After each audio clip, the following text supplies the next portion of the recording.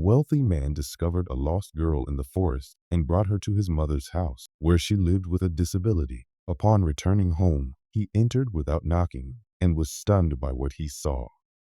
Charles Harris was driving home, utterly drained after another demanding day leading the company his father had left him. The burden of responsibility weighed heavily on his mind, which was constantly occupied with thoughts about the future of the business. Known for his dedication and professionalism, Charles kept his personal life private. As he parked his car in the garage of his spacious home, he exhaled deeply, feeling the emptiness that echoed through the quiet space. His only deep bond was with his mother, Sandra, whose health had been rapidly declining due to advanced Alzheimer's. When he walked into the house, leaving behind the fading daylight, called out, "Mary, I'm home." He hadn't expected the housekeeper to still be there, as she usually left by this time. "Ah, Mr. Charles, I was waiting to speak with you about Mrs. Sandra," Mary said, her voice laced with concern. Charles sighed, bracing himself for yet another difficult conversation about his mother. "How is she today, Mary?" he asked, dreading the response. "The same, sir,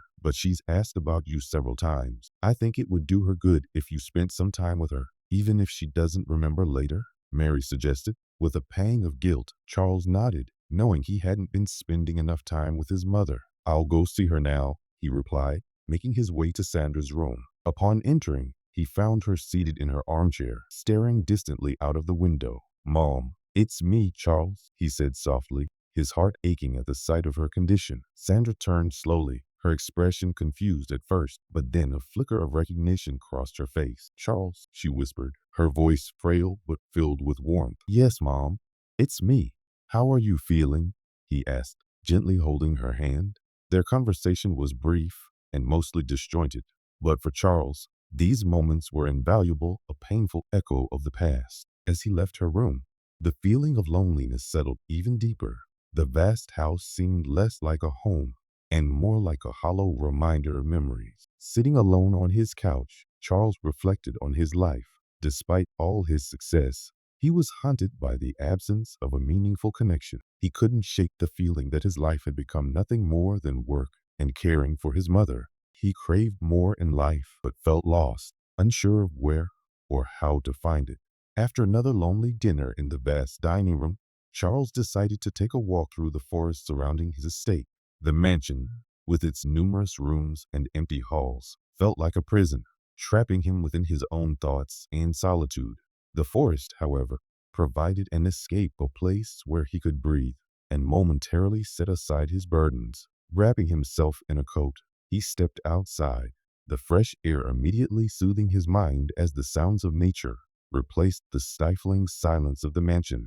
Wandering without a set path, Charles let his mind drift. He reflected on his life, his mother's illness, and the all-consuming loneliness he couldn't shake. Yet, despite everything, this brief moment of calm in nature was exactly what he yearned for.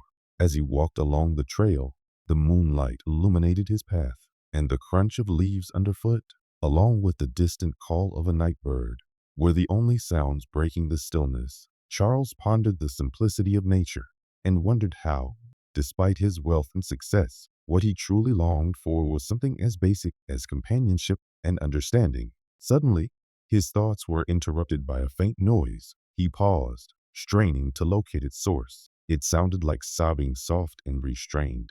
Following the sound, Charles soon discovered a small figure huddled under a tree. It was a young girl, crying quietly in the dark woods. He cautiously approached, speaking gently to avoid scaring her. "Hey, are you all right? Why are you out here all alone?" His voice was calm and kind. The girl looked up, startled and wary. "I'm lost," she said, her voice breaking with sobs. "I don't know how to get home." Charles felt a surge of compassion for the child.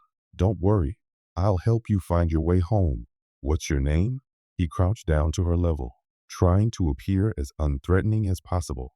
"Barbara," she replied, wiping her tears. Charles extended his hand. "I'm Charles. Come on, I'll take you home." As they walked side by side along the forest trail, Charles experienced a sense of purpose that momentarily lifted him from his own troubles. His concern for the lost girl shifted his focus from his inner turmoil. While walking, he considered that the trail might lead them to a busy avenue, from which he could figure out where she lived. However, during their journey, Charles took a closer look at Barbara, noticing her clothes for the first time. Though clean, they were simple and worn, suggesting a life far different from his own. "Barbara," he asked gently, "do you know where your home is? Maybe you can tell me which direction, or the name of a street nearby?" However, the girl's response caught him off guard. "My home? It's a little cardboard house I built. I think it's a bit far from here, in a place where nobody else wants to be. I know where it is, but I don't quite remember how to get there," she said, her eyes lighting up with pride. Her innocence and satisfaction with something as fragile as a cardboard shelter left Charles momentarily speechless. He struggled to process the realization that the child before him didn't have a traditional home, but instead lived in a makeshift shelter, exposed to countless dangers. "Do you live there alone?" he asked, unable to mask the concern in his voice. "Yes, but I like it. I made it all by myself. It even has a window," Barbara replied, her tone still bright and unaware of the precariousness of her situation. Charles felt a tightness in his chest. The girl's resilience and independence were remarkable, but the thought of her returning to such a place unsettled him deeply. "Barbara, it gets very cold at night, and it's already late. Would you like to stay at my house tonight? Tomorrow, we can check on your cardboard house and see what we can do to help," he suggested, trying to sound both welcoming and gentle, hoping not to scare her. Barbara looked at him with suspicion, yet there was a glimmer of hope in her eyes. "Are you sure? I don't want to be a bother," she said, her voice timid. Charles nodded warmly, offering a reassuring smile. "I'm sure, Barbara. Come on, it'll be an adventure." When they arrived at the mansion, Barbara's eyes widened in awe. With a beaming smile, she exclaimed, "Wow, this place looks like a fairy tale castle."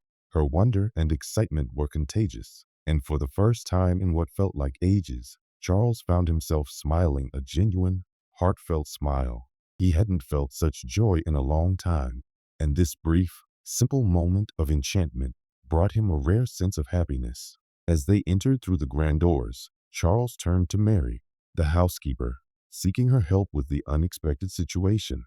Mary, ever serious and professional, raised her eyebrows in surprise at the sight of the child beside him.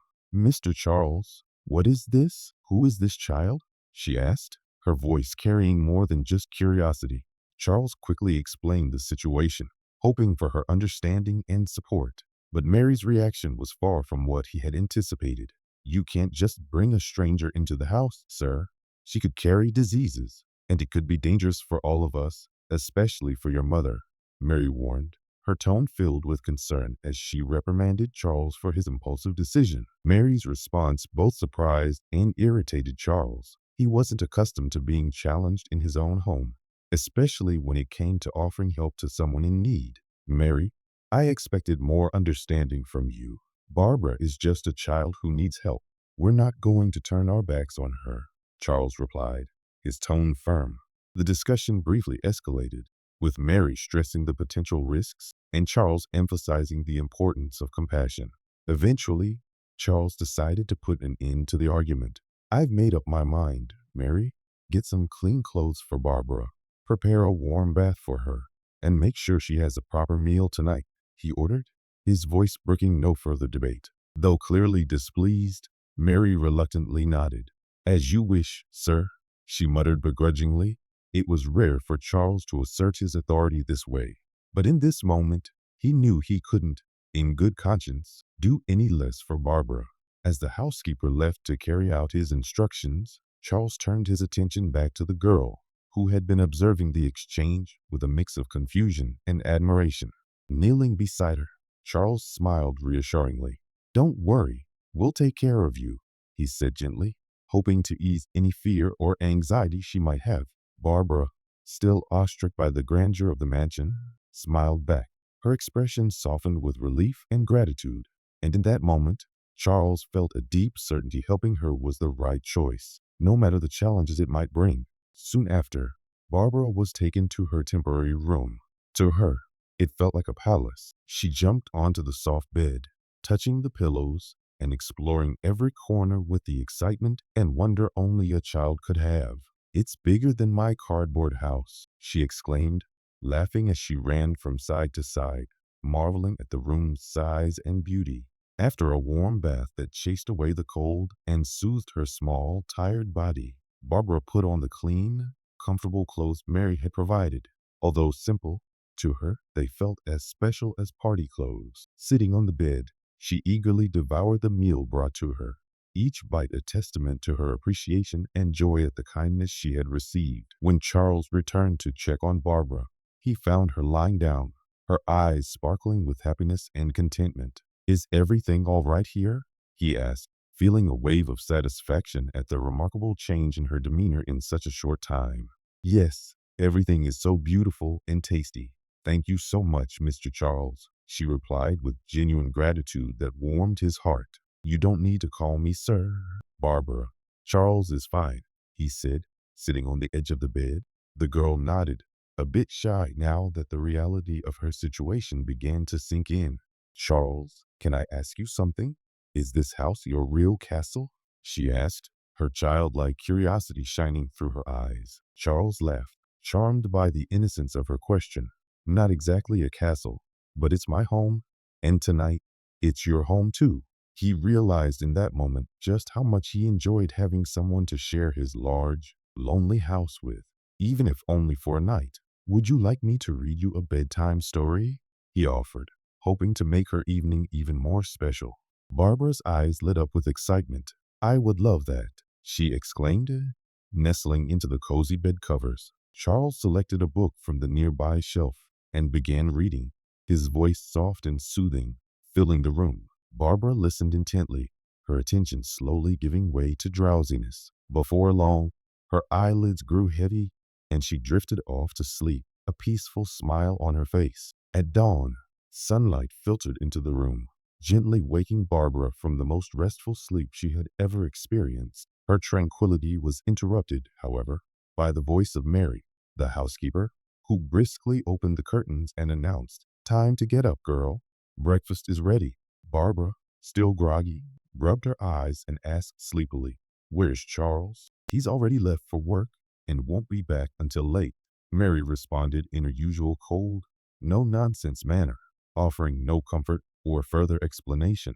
Barbara's disappointment was clear. She had hoped to see Charles in the morning, maybe even share breakfast with him like a small, makeshift family. But understanding that there was no point in protest, she forced herself to get up, still thinking about Charles and the kindness he had shown her. Barbara brushed her teeth and dressed, feeling a bit awkward as she adjusted to the mansion's luxury and formality. Mary waited impatiently to escort her to breakfast, a daily ritual Barbara had never experienced before. As she sat at the grand breakfast table, Barbara marveled at the spread before her. The abundance and variety of food were worlds apart from the scarcity she was used to. However, the presence of Mary made the meal less enjoyable for Barbara. The housekeeper, maintaining her cold and formal demeanor, gave strict instructions. "Do not leave this room under any circumstances. I don't have time to watch over children," she said, making it clear that disobedience would not be tolerated. Barbara nodded, pretending to comply, but her heart was already filled with plans to explore the mansion the first chance she got. The curiosity and thirst for adventure were too powerful to be stifled by stern orders. She imagined the secrets the grand house might hold, the hidden nooks and crannies waiting to be discovered. After breakfast, Mary escorted Barbara back to her room, leaving her alone. As the door closed, Barbara felt a mix of excitement and nervousness about breaking the rules. She knew there could be consequences if she got caught, but the allure of exploring Charles's world was irresistible. With her heart racing a little faster, Barbara pressed her ear to the door, listening carefully to the sounds of the house coming to life. When she heard the fading sound of Mary's footsteps down the hallway, she knew the coast was clear. Taking a deep breath, she quietly opened the door and stepped out into the hallway. Charles's mansion was like a maze of wonders to Barbara. Each corridor, each open door, revealed something new and intriguing. Her wide eyes took in every detail as curiosity led her from one discovery to the next. At one point, she opened drawers filled with mysterious objects and relics from a distant past. In another moment, She peeked inside large vases that looked as though they might hide secrets within their depths. The paintings on the walls fascinated her, their subjects people from past generations, seeming to follow her with their eyes as she passed. Barbara wondered about the lives and adventures of those captured in the frames, her imagination filling in the gaps with stories. Each room whispered ancient tales, stirring questions and marvels in her mind. During her exploration, Barbara came across a slightly open door that led to Sandra's room. With a mix of curiosity and caution, she stepped inside and found the elderly woman seated in an armchair, staring blankly into the distance. "Hello," Barbara said kindly as she approached. Sandra slowly turned toward the voice, but her eyes didn't show any recognition or understanding. Wanting to connect, Barbara continued, "I'm Barbara. I'm a friend of Charles's." But Sandra remained silent, her mind lost in the labyrinth of memories no longer easily accessible. Undeterred, Barbara sat beside her and began telling stories about the forest, hoping to bring some warmth and life into the quiet room. As Barbara continued to tell stories of her cardboard house and how Charles had found her, she felt an odd connection with Sandra. Even though the elderly woman didn't respond, it was as if her words provided some unspoken comfort. However, soon enough, restlessness crept back in. The cozy stillness of the room could only hold Barbara's youthful curiosity at bay for so long. Her attention shifted to the surroundings. Determined to uncover more of the space's hidden wonders, she rifled through drawers and dressers, only to find everyday objects and a few dusty trinkets, relics of a past that didn't speak to her sense of adventure. Nothing seemed to quench her thirst for discovery until her eyes fell on a massive wardrobe in the corner of the room. The piece, with its intricate carvings, seemed to beckon her, as though it hid secrets within its wooden doors. With hesitant hands, Barbara opened one of the doors. Inside, she found what felt like a treasure trove. A guitar rested there, promising forgotten melodies, but it was the sight of a very old notebook that truly captured her attention. Carefully, she pulled the notebook from its hiding place, feeling the weight of its history in her hands. The time-yellowed pages seemed to whisper stories, waiting to be rediscovered. Her moment of discovery was suddenly cut short by the sound of Mary's voice echoing from the hallway. Barbara's heart raced. Instinctively, she hid the notebook under her clothes, afraid the housekeeper would take this precious new find from her room, leaving her alone. As the door closed, Barbara felt a mix of excitement and nervousness about breaking the rules. She knew there could be consequences if she got caught, but the allure of exploring Charles's world was irresistible. With her heart racing a little faster, Barbara pressed her ear to the door, listening carefully to the sounds of the house coming to life. When she heard the fading sound of Mary's footsteps down the hallway, she knew the coast was clear. Taking a deep breath, she quietly opened the door and stepped out into the hallway. Charles's mansion was like a maze of wonders to Barbara. Each corridor, each open door, revealed something new and intriguing. Her wide eyes took in every detail as curiosity led her from one discovery to the next. At one point, she opened drawers filled with mysterious objects and relics from a distant past. In another moment, she peeked inside large vases that looked as though they might hide secrets within their depths. The paintings on the walls fascinated her, their subjects people from past generations seeming to follow her with their eyes as she passed. Barbara wondered about the lives and adventures of those captured in the frames, her imagination filling in the gaps with stories. Each room whispered ancient tales, stirring questions and marvels in her mind. During her exploration, Barbara came across a slightly open door that led to Sandra's room. With a mix of curiosity and caution, she stepped inside and found the elderly woman seated in an armchair, staring blankly into the distance. "Hello," Barbara said kindly as she approached. Sandra slowly turned toward the voice, but her eyes didn't show any recognition or understanding. Wanting to connect, Barbara continued, "I'm Barbara. I'm a friend of Charles's." But Sandra remained silent, her mind lost in the labyrinth of memories no longer easily accessible. Undeterred, Barbara sat beside her and began telling stories about the forest, hoping to bring some warmth and life into the quiet room. As Barbara continued to tell stories of her cardboard house and how Charles had found her, she felt an odd connection with Sandra. Even though the elderly woman didn't respond, It was as if her words provided some unspoken comfort. However, soon enough, restlessness crept back in. The cozy stillness of the room could only hold Barbara's youthful curiosity at bay for so long. Her attention shifted to the surroundings. Determined to uncover more of the space's hidden wonders, she rifled through drawers and dressers, only to find everyday objects and a few dusty trinkets, relics of a past that didn't speak to her sense of adventure. Nothing seemed to quench her thirst for discovery until her eyes fell on a massive wardrobe in the corner of the room. The piece, with its intricate carvings, seemed to beckon her, as though it hid secrets within its wooden doors. With hesitant hands, Barbara opened one of the doors. Inside, she found what felt like a treasure trove. A guitar rested there, promising forgotten melodies, but it was the sight of a very old notebook that truly captured her attention.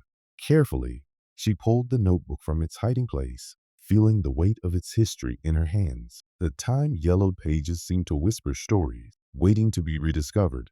Her moment of discovery was suddenly cut short by the sound of Mary's voice echoing from the hallway. Barbara's heart raced. Instinctively, she hid the notebook under her clothes, afraid the housekeeper would take this precious new find from her.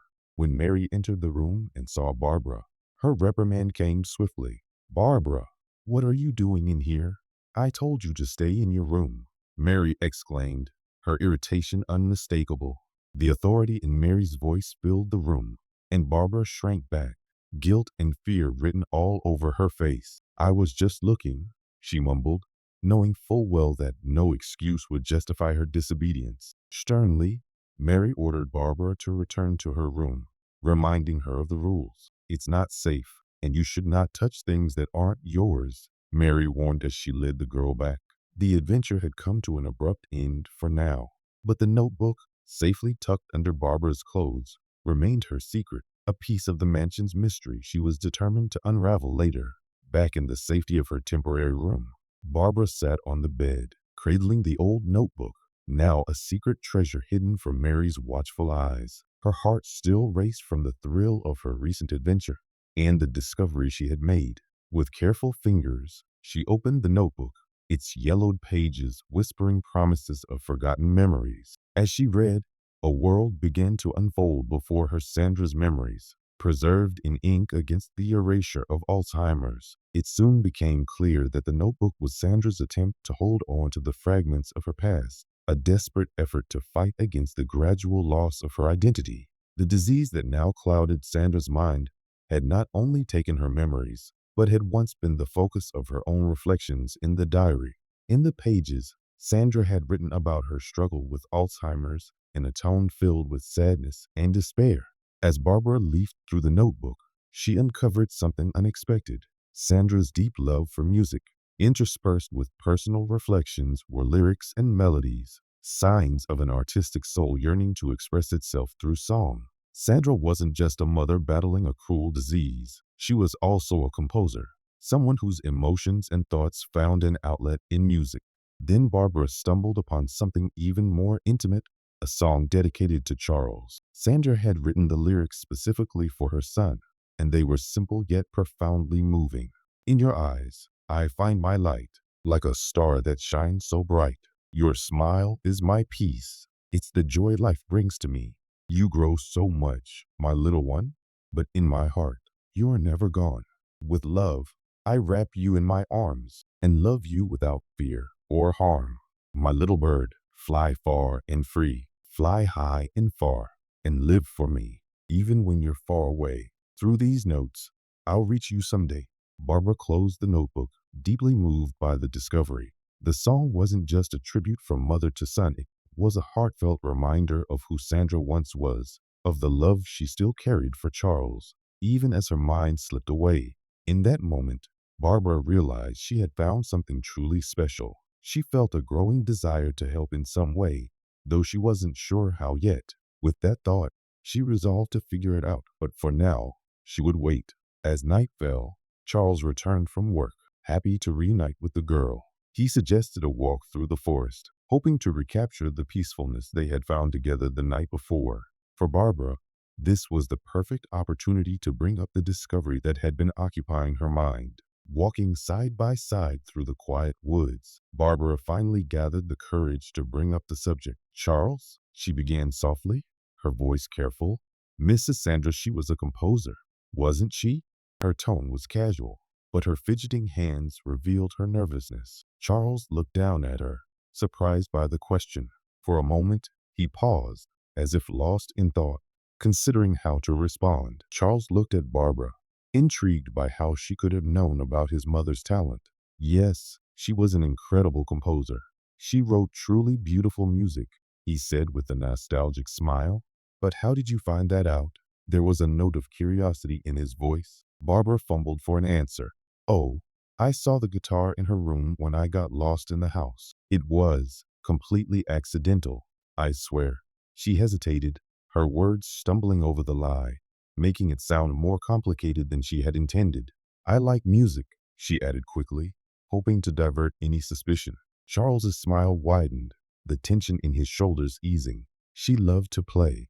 Composing was her way of expressing everything: love, joy, sadness, all of it. "She even composed a song for me when I was little. It went something like this." His voice trailed off as a warm memory seemed to surface, a time filled with unconditional love and simplicity. He began to hum the melody his mother had composed for him, the notes soft and full of emotion. It was a song that spoke of eternal love, hope, and protection. At first hesitant, Charles's voice grew stronger, fueled by nostalgia. Barbara listened quietly, the beauty of the music warming her heart. Through the melody, she felt connected to Sandra's soul, as if Charles was sharing something deeply personal with her. Moved by the moment, Barbara revealed a bit more about herself. "I can play the guitar too, you know. I've always really loved music," she said, a glint of pride in her eyes. Charles looked at her with admiration, pleasantly surprised. "Really? And how did you learn? You're so young to know an instrument. You must be very smart to pick it up so quickly." Barbara smiled, though there was a trace of sadness behind her pride. "My dad taught me. He taught me a lot of things: how to read, how to play, how to be strong." Her voice carried a mix of gratitude and melancholy, the memories of her father clearly dear to her. Charles sensed the depth of her connection to her father, recognizing that their bond was marked by both love and loss. Intrigued and wanting to know more, he gently asked, "And your mother? Did she teach you many things as well?"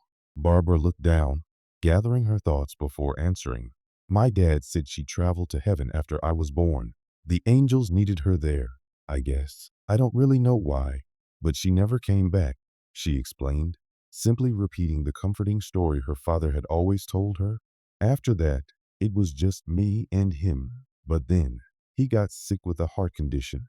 The weight of her words lingered in the air, a mixture of sorrow and strength behind her calm explanation. "He also had to leave. I was left alone, and for a while, the neighbors took care of me. But after he was gone, I knew I had to take care of myself. I didn't want to be a burden to anyone," Barbara shared, her words striking a chord deep within Charles. Her story revealed a childhood filled with hardships no child should endure. Yet she carried herself with remarkable strength and resilience, shining through the shadows of her past. "Barbara, your courage is truly admirable. I'm so sorry for all that you've been through. But now you're here, and you're not alone anymore," Charles said gently, offering more than just words of comfort, a promise of support, and a sense of belonging. Their conversation, while emotional and filled with painful revelations, forged a deeper bond between them. For the first time in a long while, Barbara felt truly safe and accepted. And for Charles, hearing her story awakened a powerful resolve to provide her with the care and security she had long been denied. After their walk in the forest, which helped both of them process their emotions and strengthen their connection, Charles led Barbara back to the mansion. His heart was heavy with reflection, but also uplifted by the presence of the little girl who had so unexpectedly entered his life. That night, he made sure Barbara was comfortable, tucking her into bed with care, a growing sense of paternal responsibility settling in his heart. As he watched her drift off to sleep, the desire to protect her, to give her the life she deserved, solidified within him. Leaving her room, Charles's steps were filled with purpose. His mind was made up. In the hallway, he encountered Mary, and the urgency of his thoughts couldn't be contained. Mary, I've made a decision. I want to officially adopt Barbara, he said, his voice firm and clear. Mary, always practical and cautious, looked at him in shock, her expression a mix of surprise and hesitation. Adopt her? Charles, are you sure? That's a huge responsibility, and you already have so much to manage. I'm not sure if you're ready for that, she replied, concerned about both the gravity of the decision and whether Charles truly understood what it entailed. But Charles was resolute. I've never been more certain about anything. Barbara has shown me what was missing in my life. I can give her a home, a family, and honestly, I think she has a lot to offer me too, he said with unwavering determination, the conviction in his voice leaving no room for doubt. Mary watched Charles closely, searching for any hesitation or doubt. Yet, what she saw was a man transformed by the presence of a child, a man willing to change his entire life for her. Charles, I just want you to think this through. Adoption isn't something you can decide on a whim. You have to be prepared for everything, both the joys and the challenges it brings, she cautioned.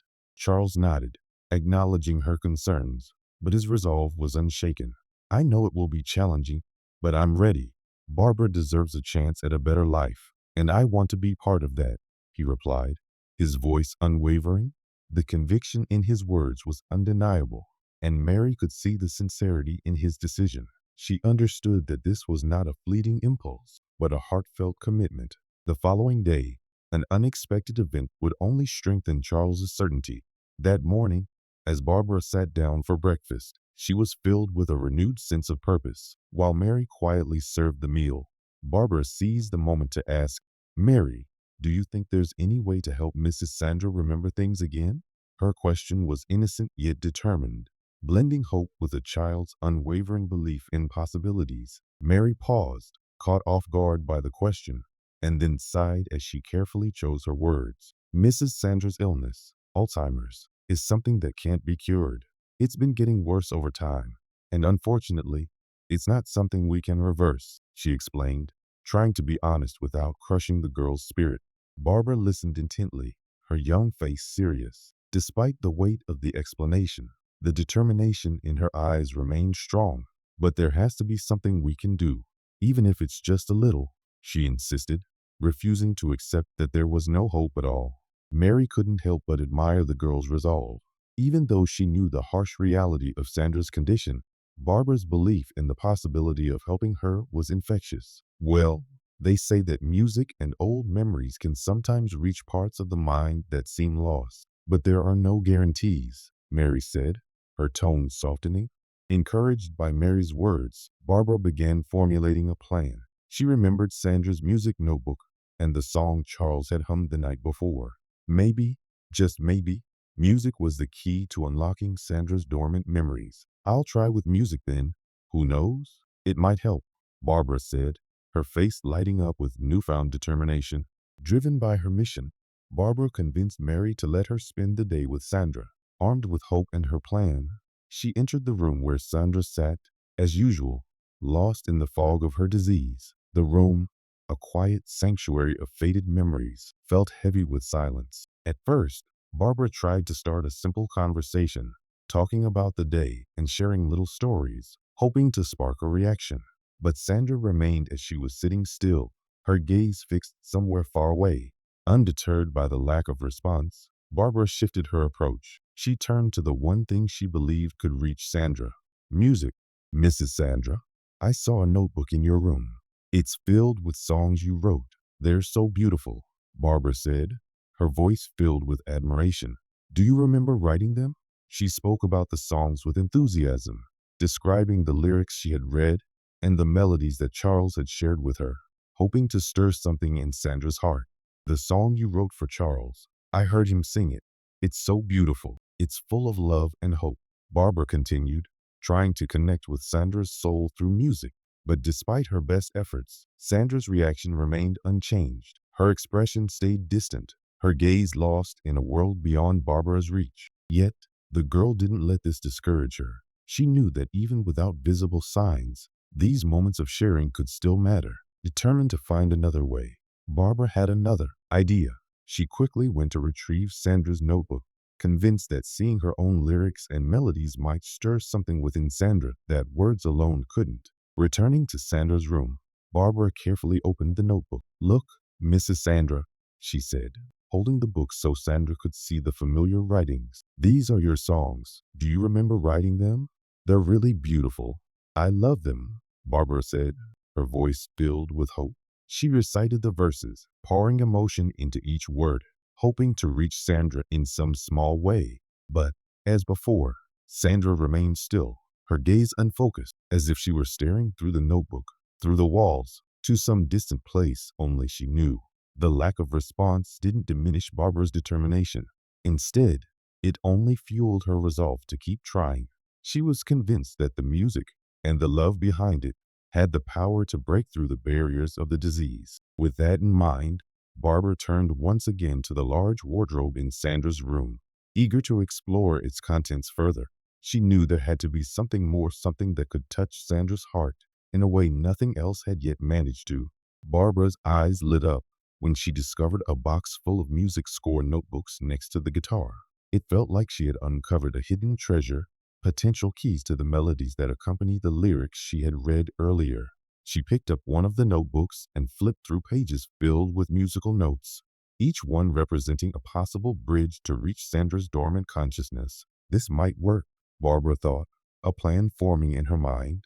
If words alone couldn't reach Sandra, maybe the pure form of music could. Eager to test her idea, Barbara compared the titles of the songs in the scores with those in Sandra's diary. When she finally found matches, a surge of excitement and anxiety coursed through her. Grabbing Sandra's guitar, she began to play, singing the songs in the hope that the combination of melody and lyrics would stir a memory in Sandra. However, despite Barbara's increasing confidence as the music flowed, Sandra remained unchanged, her gaze distant, her mind seemingly unreachable. Barbara realized her unfamiliarity with the exact way to perform Sandra's songs might be preventing the connection she so desperately sought. But she wasn't ready to give up. Determined, she adjusted her voice to match the guitar's melody as best as she could, trying different songs and playing with renewed effort.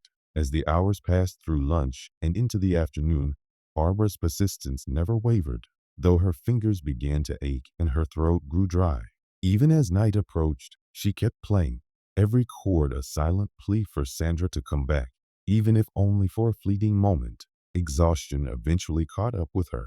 Her fingers throbbed, and frustration weighed heavy on her heart. She paused, resting the guitar on the floor, feeling a wave of disillusionment. Yet, in the quiet of the room, a spark of inspiration reignited her hope.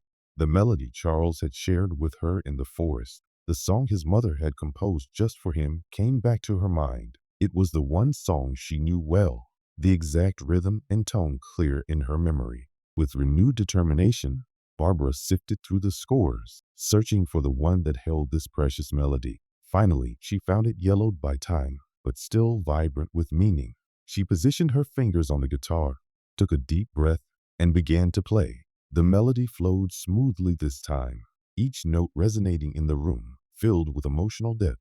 Then, with a clear voice, she sang the verses she had memorized. As the room filled with music, something remarkable happened. A subtle change flickered in Sandra's eyes. For a brief moment, the fog that clouded her mind seemed to lift, and she slowly turned her head toward Barbara. A spark of recognition crossed her gaze, like a glimmer of memory waking after a long, silent slumber. At the same time, Charles was returning home after a long, exhausting day, his thoughts lingering on Barbara and the small but significant joy she had brought to the mansion. When he didn't find her in her room, a pang of concern hit him, and he hurried to Mary for answers. "Mary, have you seen Barbara?" "She's not in her room," he asked, anxiety clear in his voice. Mary, calmly tidying up, turned to him. "She's in Mrs. Sandra's room. She spent the entire day there, trying to help the lady recover," she explained, a touch of admiration in her tone. "Recover?" Charles repeated, his curiosity and concern rising. The idea of Barbara spending the day with his mother, who had been locked in her own world for so long, seemed almost unbelievable. "She's been playing your mother's songs, singing to her, all day," Mary continued. She probably found the diary and the music scores. It's been a beautiful thing to see. Come, I'll show you. As they walked down the hallway toward Sandra's room, Charles felt a whirlwind of emotions, anxiety, hope, disbelief. Could it be possible? Could Barbara have reached his mother in a way no one else had for years? Mary, did it really work? Did my mother react? He asked, afraid to hope for too much. Mary gave him a solemn look. The last time I checked, there was no change. Mrs. Sandra was the same as always, but what matters is the girl's intention. A sigh of discouragement escaped Charles, but as they neared the door, the sound of soft music floated out into the hallway. It wasn't just any music, it was his mother's voice, gently singing in harmony with Barbara's. Charles froze, his heart pounding with emotion. It was a song he had thought he'd never hear again, his mother's melody returning like a miracle. In that instant, hope bloomed in his chest, and the depth of the moment hit him like a wave of overwhelming love and gratitude. Driven by an overwhelming sense of hope, Charles rushed down the hallway, his heart pounding in his chest. The sound of his mother's voice, something he never thought he'd hear again, guided him like a beacon. When he reached the doorway, the scene before him was nothing short of miraculous. His mother, Sandra, was singing along with Barbara, united by the very music he had shared with her in the forest. It was the same song his mother had composed for him years ago, now serving as a bridge between generations, between memory and the present. Tears welled up in Charles's eyes, spilling down his cheeks as he stood there, overwhelmed by the sight. Each tear carried with it years of longing, love, and the deep ache of loss. To see his mother like this, awake, present, and engaged in the world, even if only for a fleeting moment, filled him with indescribable joy and profound relief. Barbara had unlocked something he thought was forever lost, reinforcing his desire to make her a permanent part of his family. He stayed at the door, watching in awe as the last notes of the song filled the room. When the music finally faded, the silence that followed was heavy with emotion. In that quiet, Sandra, with a rare glint of lucidity in her eyes, turned toward Charles. A warm, fragile smile spread across her face. "Charles, my dear, stop crying. You look as if you've been pinched," she said softly, her voice delicate but clear. Her words, so unexpected and precious, only made Charles cry harder. But now, they were tears of pure joy. He smiled through the flood of emotions, his heart aching with a mixture of love, pain, and relief. Unable to hold back any longer, he rushed forward, enveloping his mother in a tight embrace. It was an embrace that symbolized both reunion and lost time, a connection that had been severed by illness, now briefly restored. Barbara, watching the scene, felt her own tears begin to fall. She didn't fully grasp the depth of Charles's emotions, but she was moved by the intensity of the moment. This man, who had shown her kindness when she was lost, was now weeping with joy, and she couldn't help but cry with him. For a girl who had spent so much time seeking a lost family of her own, the scene before her was deeply touching. Even Mary, the housekeeper who had always remained composed, couldn't stop her own tears from falling. She discreetly wiped her eyes, moved by the reunion that had unfolded before her. It was a brief but precious gift for Charles, a glimmer of hope amidst the darkness of his mother's illness. However, like all moments of clarity, it wasn't meant to last. Charles watched, both grateful and sorrowful, as the light in his mother's eyes slowly dimmed. She drifted back into the fog of Alzheimer's, her gaze once again becoming distant. With a heavy heart, Charles gently kissed her forehead, a gesture filled with love and the bittersweet recognition of the fleeting moment they had shared. Turning to Barbara, who had watched everything with a quiet pride in what she had accomplished, Charles extended his hand. His voice, thick with emotion, broke the silence. "Let's go for a walk in the forest, Barbara. We need some fresh air." The girl, wiping her tears, nodded and took his hand, and together they walked under the canopy of trees. The silence between them as they walked was comfortable, filled only with the sound of their footsteps on the soft earth. It was a silence that allowed them both to process the emotions of the day. But after a while, Charles couldn't keep his gratitude to himself. His voice still thick with emotion, he broke the quiet. "Barbara, what you did today, it was incredible. You gave me something I never thought I'd have again. I don't know how to thank you. Barbara smiled shyly, squeezing his hand. I just wanted to help, she said softly. But seeing you two like that, it was beautiful. I'm glad I could do it. You looked so happy. Charles stopped walking, turning to face her. The sincerity and love in his eyes were clear as he looked down at the girl who had come into his life so unexpectedly. Barbara, he began, his voice tender but serious. I've been thinking a lot about us, about how you've changed everything. I have an idea, and I want to see if you like it. Barbara's curiosity was piqued, though there was a hint of nervousness in her expression. What idea, Charles? She asked, a mix of excitement and concern in her voice. Taking a deep breath, Charles knelt down to her level, wanting her to see the full weight of his words. Barbara, how would you feel if I adopted you? If you officially became my daughter? Barbara's reaction was instant. Her eyes widened in surprise, and within moments, they filled with pure joy. Really? You want to be my new daddy? She asked, barely able to contain her excitement. A broad smile spread across her face, brighter than Charles had ever seen. Charles smiled, his own heart overflowing with happiness. Yes, really, I would love that. You're already part of my family in my heart, but I want it to be official for the whole world to know. With a cry of pure joy, Barbara leapt into his arms, hugging him with all the strength she had. Charles held her tightly, feeling as if, in that moment, everything had fallen into place. This girl had not only brought his mother back to him, even if briefly, but she had also filled the empty space in his heart that had long been yearning for love and family. I would love that, Charles. Being a princess and living in the castle, it's going to be amazing to have a daddy again. Barbara's voice, filled with excitement, trembled with joy as she imagined the future now unfolding before her. As they continued their walk through the forest, a new bond was solidifying between them.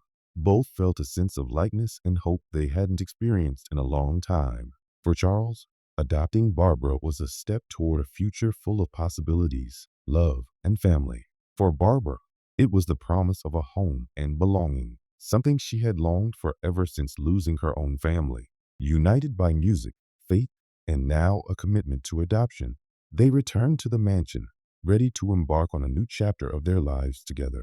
In a world where hope often seems fragile, easily extinguished by hardships, the story of Charles and Barbara stands as a reminder of love's transformative power, of what determination and compassion can accomplish. In the weeks that followed that unforgettable day, Charles worked tirelessly to make Barbara's adoption official. The speed with which everything progressed reflected not only his determination, but also the certainty that this was the right decision for both of them. Barbara, now officially part of the family, began living under the love and care of Charles, with the mansion's once quiet halls now filled with her joyful energy. Barbara's thirst for learning and her sharp intelligence brought immense pride to Charles. Surprisingly, even Mary, who had once been skeptical, found new purpose in helping guide the young girl's studies and discoveries. The house that had once been defined by silence and loneliness was now brimming with life. The musical moments Barbara shared with Sandra, though brief, became a source of comfort for everyone in the mansion. These rare flashes of clarity from Sandra brought solace to Charles, reminding him that the bond between mother and son, between loved ones, transcended even the barriers of illness. Love, no matter the distance imposed by Alzheimer's, was unbreakable. Days at the mansion were now filled with learning, music, shared laughter, and quiet moments of gratitude. Charles, Barbara, Mary, and even Sandra, in their lucid moments, formed a family bound not by blood alone but by heart. Their story became a powerful example of how, even in the most unexpected circumstances, family can be found, formed, and nurtured. Adopting Barbara had not only been her salvation, but Charles's as well. It breathed new life into the once lonely mansion and gave each of them a sense of purpose, love, and belonging. Together, they showed that, even in the face of adversity, happiness and connection could be found. Their days became a celebration of life itself, a beautiful testament to the strength of love and the beauty of creating a family. If you enjoyed this story, don't forget to like, subscribe, and join our community. Your support encourages us to bring you more incredible tales. Stay tuned for the next heartwarming story, already on your screen. We appreciate every one of you, and we'll see you again soon.